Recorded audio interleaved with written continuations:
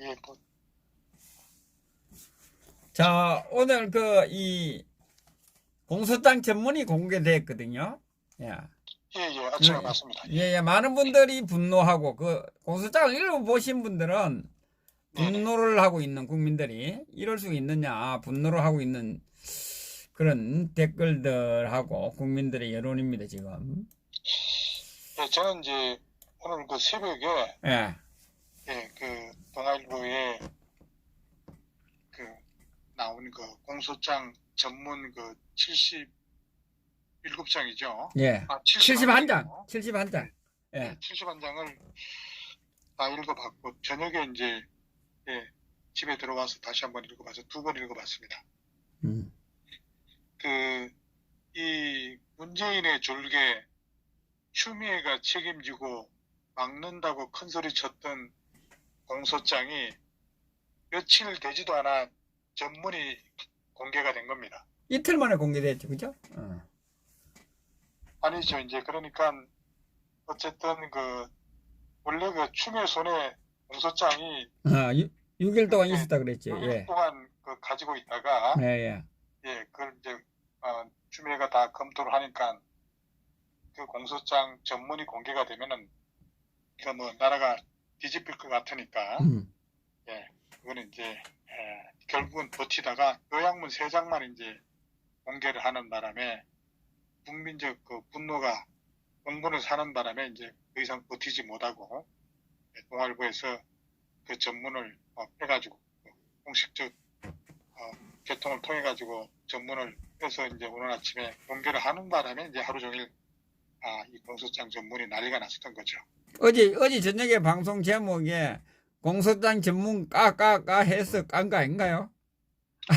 호준 선생님께서 공소장 전문을 까라고 그래서 깠을지도 모르죠. 무서웠어, 그죠? 허준 선생 TV가 예, 말씀하세요, 예.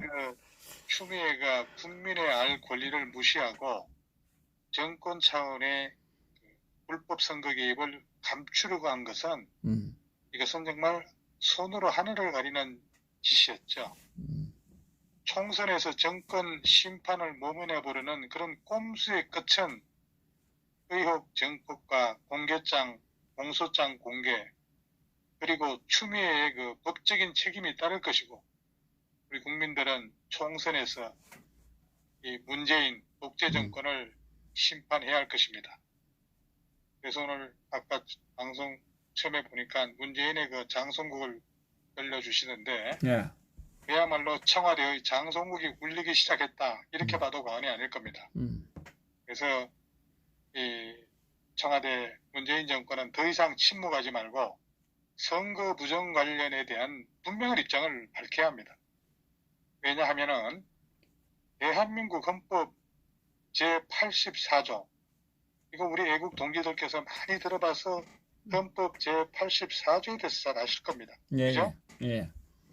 84조라고 하는 게 대통령은 내란 또는 외환의 죄를 범한 경우를 제외하고는 재직 중에 형사상의 소출을 받지 아니한다. 예, 예. 이렇게 이제 법률로 규정하고 있지 않습니까? 예, 그렇습니다.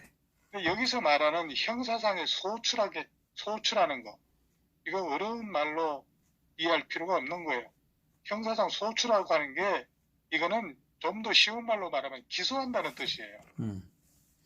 그러니까 이 소출하고 하는 것은 검찰이 법원한테다가 어떤 범죄 피해자를 재판에서 적절한 죄값을 받게 해달라고 요구하는 것이 이 소추한다는 것, 기소한다는 그런 뜻으로 이해를 하시면 될 겁니다. 예. 그런데 여기서 이제 그 범죄 피해자는 누굽니까? 바로 대통령이고, 또 형사상의 소추라고 하는 것은 간단히 말해서 기소라는 말이에요. 이건 다시 말해서 내란 외환을 제외하고는 검찰이 대통령을 기소할 수 없다는 뜻이죠. 예, 예. 그런데 결국 이제 갱미한 범죄는 그걸 할 수 없다. 재임 기간에 그 말 아니겠습니까? 예. 예, 그런데 이제 이 조항이 이미 이제 그 박근혜 대통령 때 사문화되고 말았다는 거예요. 예. 이 조항을 전혀 지키지 않았습니다. 예, 예. 지금 이 정권이 야당일 때 아주 연병을 떨고 각종 가짜 뉴스를 남발하고 또 드루킹 세력들이 미쳐 날뛰고 뒤집어 씌워가지고 대통령 사기 탄핵을 시켰지 않습니까? 예. 그러나 이 헌법 조문은 형사상의 소추만 안 됐다고 했을 뿐 수사를 할 수 없다고는 명시가 되어 있지 않다는 것이에요. 이 84조라는 것이. 때문에 이 문재인이 검찰 수사를 받겠다고 자진해서 나서지 않으면은 이거야말로 범죄 혐의를 인정하는 것이라고 볼 수 있습니다. 그래서 이 문재인은 울산 선거 공작 사건에 관련해서 지금 당장 검찰에 자진 투표해서 수사를 받아야 합니다. 그래서 이 문재인은 울산 시장 선거 부정이라는 그런 엄중한 사태에 아직까지 아무 말도 하지 않고 있습니다. 이 울산 선거 공작은 어떤 방법이라도 공수처가 아니라 공수처 할아버지라도 덮을 수 있는 문제가 아니라고 생각합니다. 그래서 이 사건은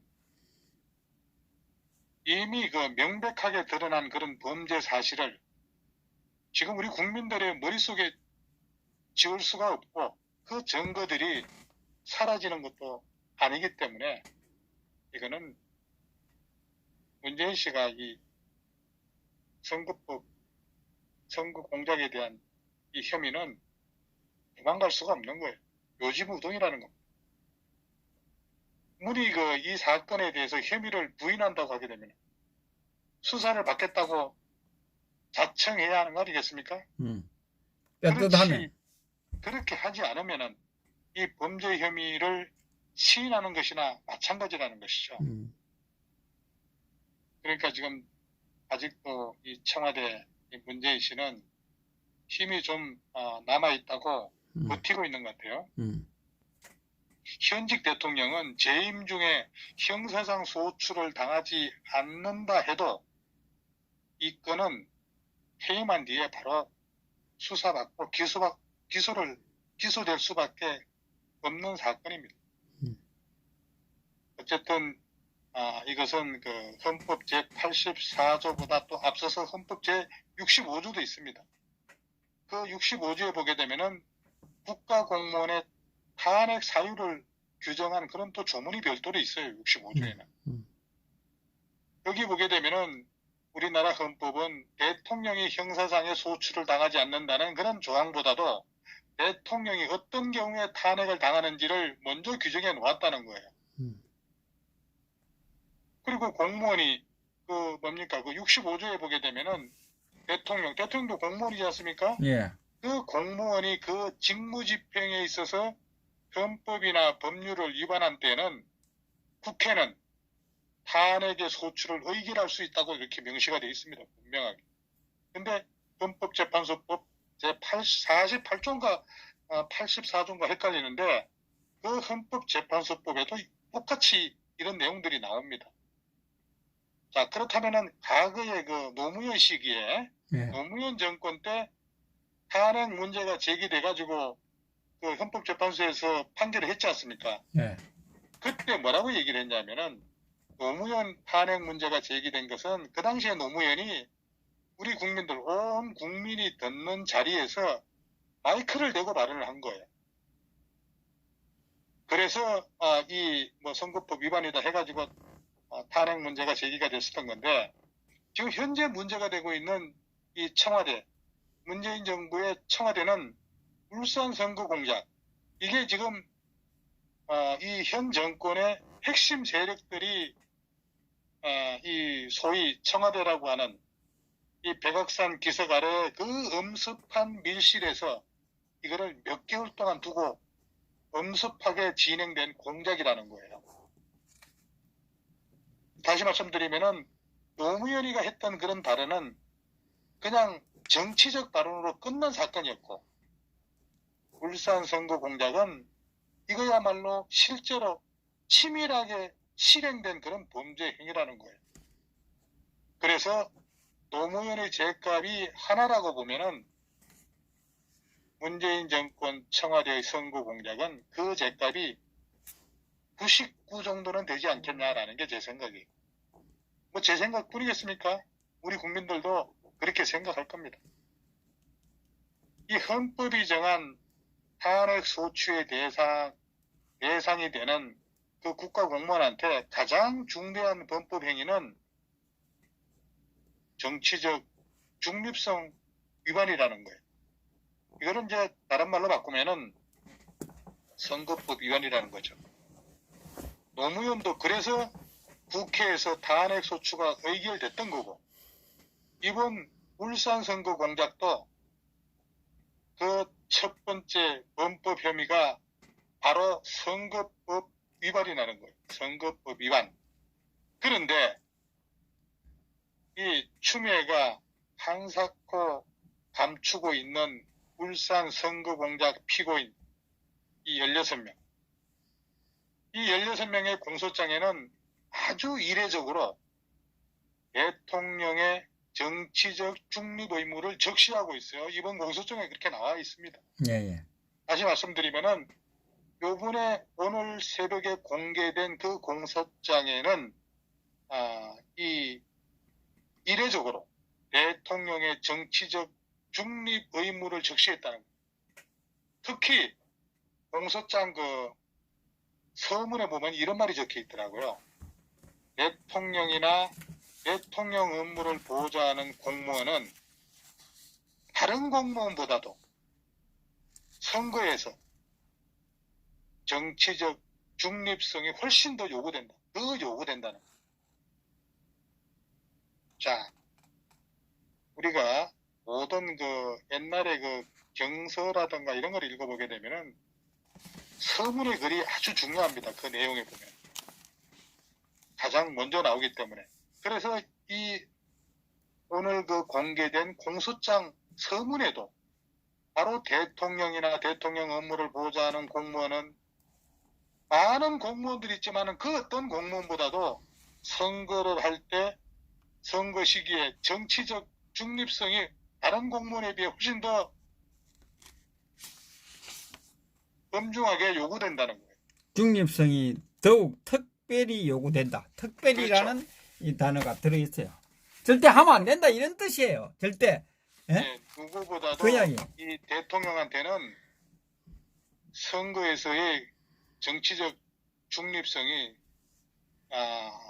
엄정하게 요구가 된다는 거예요.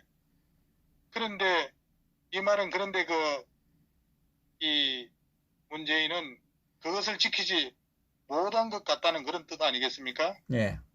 예. 자, 그래서 노무현의 그런 탄핵 사유에 비하면은 지금 현재 문재인 정권의 문재인은 12번 탄핵을 당해도 쌉니다. 이것은 울산 시장 공작 이 사건은 명백한 선거 개입이고 국민이 일시에 5년 동안 이임한 그런 공권력을 문재인 개인의 사리 사욕을 위해 무단으로 사용한 이거야말로 국기문란 행위가 분명한 거예요. 국기문란 행위. 이건 뭐 국익도 아니잖아요. 개인이잖아. 송철호 개인을 위해서 했잖아요. 그러니까 이 범죄 행위를 그냥 묻어두고 넘어간다면은 대한민국은 국가의 길을 포기하는 것과 같다라고 볼 수 있는 거예요. 울산 부정선거는 우리 대한민국의 법치를 짓밟고 민주주의를 파괴한 아주 극악 중의 중대 범죄라고 할 수가 있는 거예요. 그래서 아마 오늘 제목이 이제 칼끝은 문재인을 가르치고 있다. 참 기가 막힌 제목을 다셨네요. 그래서 저는 이 모든 울산 선거 부정의 칼끝이 문재인을 가르치고 있다는 거예요. 지금 우리가 이 울산 이 송철호 게이트만 있습니까? 또 오늘 뭐 신라젠 사건 터졌죠. 네. 유재수 게이트 터졌죠. 조국 게이트 있죠. 또 청주 게이트 있죠.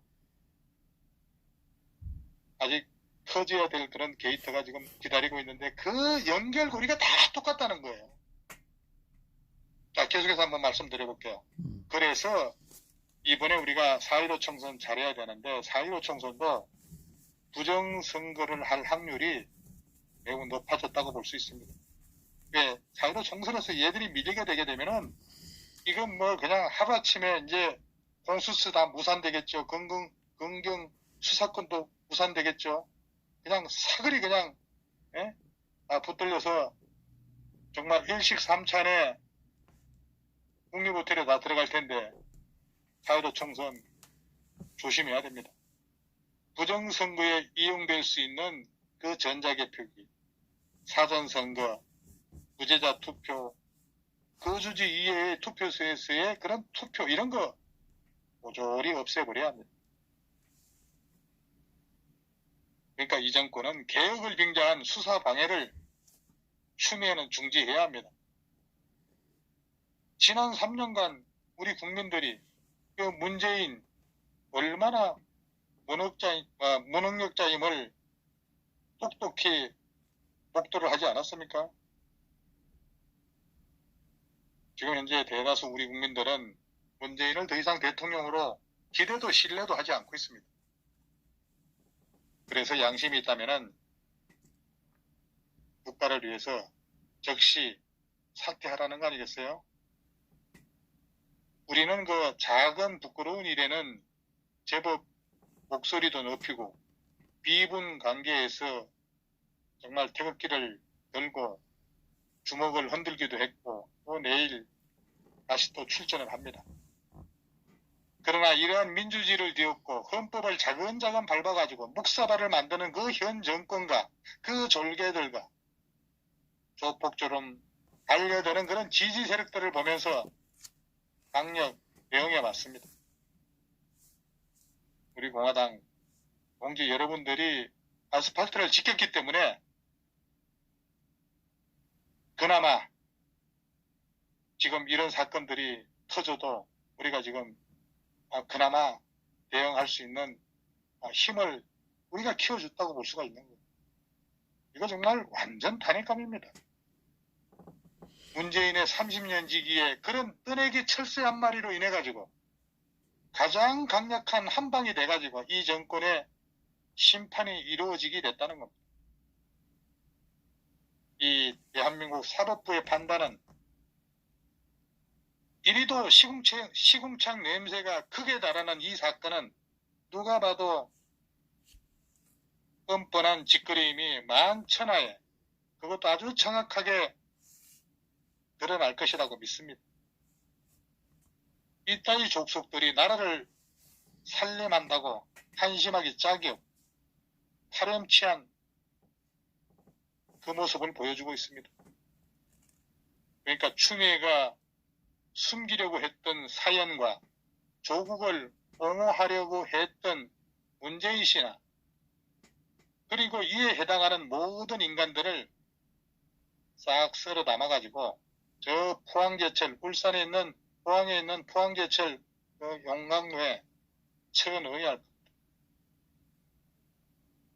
주사파 이 비서실장의 당시 위협이 나날이 밝혀졌습니다. 아까 그 뭐 도표에 대해서 제가 한번 말씀을 드리면은 이게 지금 뭡니까 뭐 복잡하게 설명해야 뭐 원래는 지금 현재 청와대에 있는 지금 현재 8개 부서가 전부 다 이제 아주 종합적으로 이 부정선거를 하는데 개입을 했는데 지금 임종석 산하에 여러 개 이제 그 비서관실이 있는데 3개로 압축하면 이렇습니다. 임종석 밑에 정무수석 비서관실이 있고 민정수석 비서관실, 균형발전 비서관실 이렇게 3개가 있어요.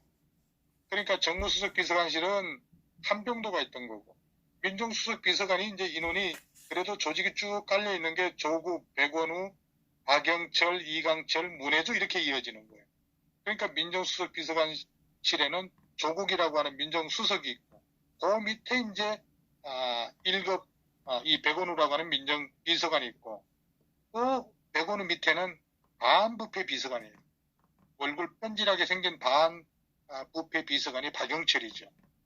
그리고 그 밑에 이제 이광철이가 있고 문해주가 있는 거예요. 그리고 이제 균형발전 비서관실에는 장한석이라고 하는 선임 행정관이 이 균형발전 비서관실에서 공약 수립을 지원하는 역할을 해가지고 이걸 누구한테 보내냐? 송초로한테 보내는 역할을 하는 거죠. 그리고 정무수석 비서관실의 한병도는 요 내용을 임동호한테 이제 역할 분담을 했는데 이 한병도는 임동호를 갖다가 꼬시는 역할을 하는 거죠. 그 결과를 송초로한테 이제 알려주는 거고. 그 다음에 가운데 있는 조국 산하에 있는 민정수석 비서관실에는 쭉 개통을 밟아가지고 이 김기현에 대해서 꼬투리를 잡아가지고 이제 하명 수사를 갖다가 지시를 하는 역할을 민정수석 비서관실에서 하는 거죠. 그래서 쭉 모아가지고 송초로 울산시장을 당선시키는 역할을 청와대가 임종석이가 총대를 메고 했다고 지금 이렇게 나와 있지만은 몸통은 따로 있는 거죠. 그러니까 검찰은 요 내용이 이 청와대가 조직적으로 선거에 개입됐다라고 하는 게 공소장의 요지입니다. 그런데 임종석이는 이 수사를 받고 나오면서 검찰에다가 대고 한 얘기가 뭐냐면은 이거야말로 정치적 짜맞추기 수사다 이렇게 얘기를 한 거예요.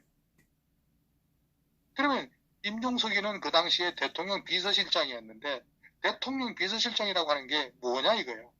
대통령 비서실장 임종석은 대통령의 문재인의 명을 받아가지고 대통령 비서실에 사무를 처리하고 소속 공무원을 지휘감독한다. 이렇게 대통령령으로 그 비서실법이 정해져 있는 거예요. 대통령의 명을 받아서 대통령 비서실에 사무를 처리하고 소속 공무원들을 지휘감독하는데 이게 지휘감독이라고 하는 게 울산시장 선거 개입 사건 이거를 갖다가 소위 지휘감독을 한 게 아니라 지원을 했다는 거예요. 조직적으로 이 선거에 개입을 했다고 지금 보고 있는 거죠. 참 이게 말이 되냐 이거죠. 그래서 이 부서는 청와대 지금 정책실하고 그 다음에 안보 이쪽 빼놓고는 8개 비서실이 전부 다 동원이 된 거예요. 응? 심각한 거죠. 완전히 탄핵감이다. 이렇게 볼 수가 있는 겁니다. 이거는 완전히 십상시의 그런 난에 농탁이 한패가 돼가지고 민주주의를 뒤집은 그런 행동이었다는 거예요. 아주 오래간만에 이 민족의 정론지라고 할 수가 있는 동아일보가 그동안에 못마땅했지만은 어쨌든 그 용기 있는 행동을 감행을 했습니다. 단체 언론, 의용 언론, 가짜 뉴스들과 문재인의 사기꾼 정권에 맞서가지고 어쨌든 오늘 용기 있는 결정을 내린 동아일보에는 정말 모처럼 좋은 점수를 줄 수밖에 없지 않냐 이렇게 생각이 됩니다. 이 러시아, 중국 공산당에서 일어날 일이 어떻게 맥주 대낮에 대한민국에서 일어날 수 있겠습니까? 그러니까 우리가 지금 쭉 정치적 상황을 이렇게 유추해 보게 되면은 이 정권이 그토록 이 조국을 고집한 이유가 드러난 겁니다. 문재인이 불법 부정선거의 몸통이고 주범이다. 주범. 문재인이 저지른 죄를 덮으려고 조국을 끝까지 고집을 했고 검찰 수사를 방해하려고 공수처를 만들겠다는 거예요. 이거 3.15 부정선거 이상입니다. 3.15 부정선거는 이승만 대통령이 한 게 아니에요. 그 밑에 최인규라고 하는 내무부 장관 해가지고 그 사형선고 받지 않았습니까? 그게 이기붕 부통령을 갖다가 당선시키기 위해서 그 박마리아가 말이지 치맛바람을 일으켜가지고 그렇게 해서 부정선거를 일으킨 게 그게 4.19 혁명으로 이어진 거예요. 거기에 비하면 이건 아무것도 아니다는 얘기. 어쨌든 이 공소장이 이 공개가 됨으로 인해서 우리 국민들의 그런 알 권리를 이 채워준 것은 그 3.15 부정선거 이때는 이게 뭡니까? 이 3.15 부정선거의 불시에 그 도화선을 일으킨 것은 옛날에 그 돌아가신 그 국회의장 출신의 그 대구 출신의 이만섭이라고 있지 않습니까? 예. 이만섭이 그 양반이 1926년생인가 27년생인가 아마 김영삼하고 나이가 똑같을 거예요 아마. 그때 이제 그 김주열 경찰에 총 맞아서 죽은 그 사체를 갖다가 공개를 하고 그러는 바람에 이제 이 3.15 부정선거가 아주 그게 도화선이 돼가지고 전국적으로 이제 일어나서 이 4.19 의거하고 이렇게 이어졌는데 어쨌든 이번 사건은 이 3.15 부정선거의 원흉이라고 할 수 있는 그 당시 자유당 정부의 내무부 장관 최인규하고 쌍벽을 이루는 사람이 누구냐? 오늘날의 법무부 장관 추미애라는. 그러니까 추미애가 총선 전에 공개를 하지 않으려고 그렇게도 무리수를 두는 이유가 공소장에 그대로 담겨 있다는 얘기입니다.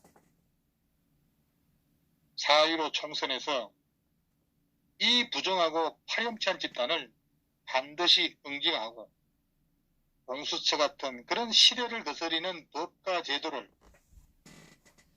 자유민주적으로 바로잡아야 합니다. 그때까지 검찰은 파이팅 해야 될 겁니다. 그 모진 핍박과 보복 속에서도 끝까지 법률과 원리 원칙으로 수사 기소를 관철시킨 그래도 이 검찰 참 대단하다고 생각합니다. 저는 중간에 그냥 손 들을 것이라고 생각을 했는데 여기까지 온 것만 해도 대단합니다. 그렇지 않으면은 뭐 공수처 출범하게 되면은 청와대가 이 엄청난 게이트가 지금 아직도 뚜껑도 제대로 열지 않은 그런 게이트들이 기다리고 있는데 이 모든 미리 다 덮어버리고 공수처 하나 가지고 검찰 다 장악하지 않았겠습니까?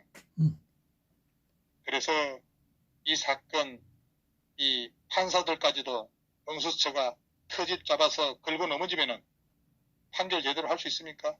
못하죠.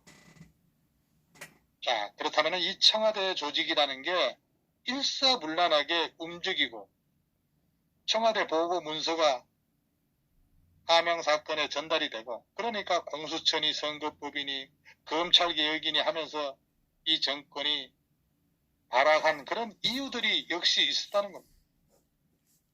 송철호 이 인간 하나 때문에 얼마나 많은 사람들이 지금 기소가 되고 재판을 받고 감옥을 가게 될 것인지 이 인간 하나 막아주려고 엉뚱한 검찰개혁 들고 나와가지고 수사를 방해하려고 했습니다. 급기야는 청와대 행정관이라는 인간이 공수처를 빨리 만들어가지고 검찰 수사를 막아야 한다는 그런 망언을 하는 상황에 이르게 된 거예요. 이거는 마치 과거 정권에서 뭐 최순실이 하나 도와주려고 수많은 애꿎은 공무원들 감옥에 보낸 거하고 뭐가 차이가 있겠습니까? 차이가 있다면은 하나는 법대로 처리한 거고 지금 이것들은 그 법을 깔고 뭉개서라도 범죄자를 살리려고 발부둥 치고 발악하고 있다는 그런 차이뿐입니다. 그래서 이번 총선에서 자기 편 구해주려고 국가 조직을 마비시켜버리고 법도 뭉개버린 그런 집단들을 우리 국민들은 반드시 정죄해야 합니다. 만약에 또다시 간제 언론과 의용 평론가들의 그런 요설 그리고 드루킹 제2단의 그런 여론 조작에 속는다면은 정말 이 나라는 더 이상 희망이 없어집니다. 그때는 전부 보따리 싸고 이민을 가야죠. 마지막으로 또 한 가지가 있습니다. 청와대 개입 사건 이 8개 부서가 전부 7개 부서가 전부 동원돼가지고 송철호를 도왔는데 오늘 그 공소장 내용에 보니까 재정부가 울산시장 선거에 또 개입이 된 거예요. 여기 플러스 재정부가 개입됐다는 거예요.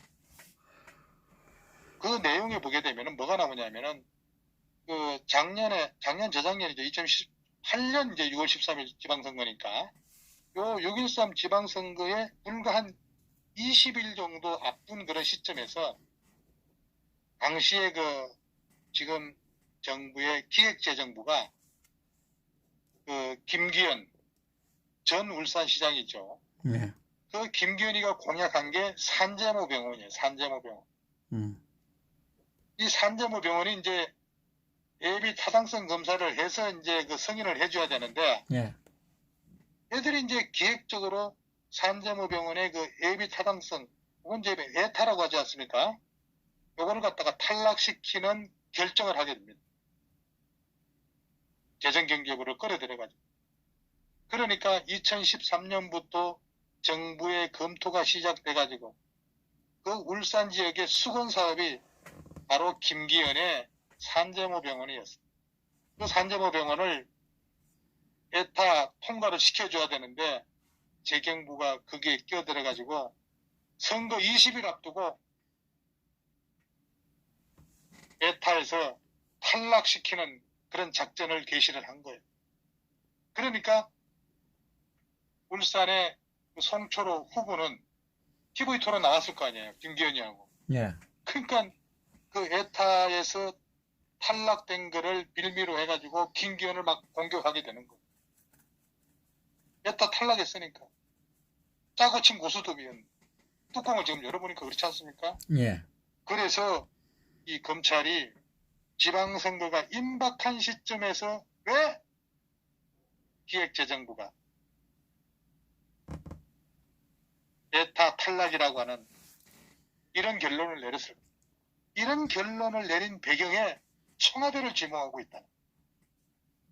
그래서 청와대를 지목하고 있다는 것은 이 청와대가 공직선거법 위반을 조직적으로 했다는 것. 이해가 쉬울 겁니다. 이렇게 말씀을 드릴게요. 그러니까 송철호의 부탁을 받은 청와대가 송철호의 당선을 돕고 김기현을 울산시장에서 낙방시키기 위해서 조직적으로 선거가 임박한 20일 전에 에타 발표를 했다는 게 지금 검찰이 보는 시각이라는 거예요. 여기에 누가 다 개입됐냐 이거예요. 이 13명에 대한 공소장을 보게 되면은 다 드러나는데 이게 이제 한병도라고 하는 이 정무수석 비서관, 그 다음에 이진석이라고 하는 사회정책비서관, 얘들이 기재부하고 짜가지고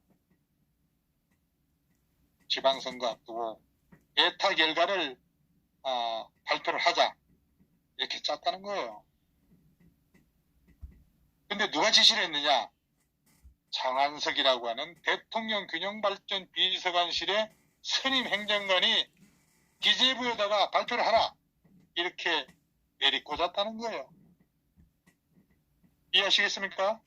예. 예, 여기까지입니다. 감사합니다. 그리고 하나 좀, 지금 이게 이 청와대가 범죄하고 이 문제를 만드는 공장인 것 같아요. 그런데 이 4.15 총선에서 저는 이러한 걱정을 하게 되는, 야당에서 좋은 결과가 나오면 뭐 상관이 없지만 만약에 좋은 결과가 나오지 않으면 부정선거 이걸 가지고 뭐 3.15 부정선거라든지 이것처럼 들고 일어날 가능성이, 이걸 빨리 지금 해결해야 된다고 저는 봅니다.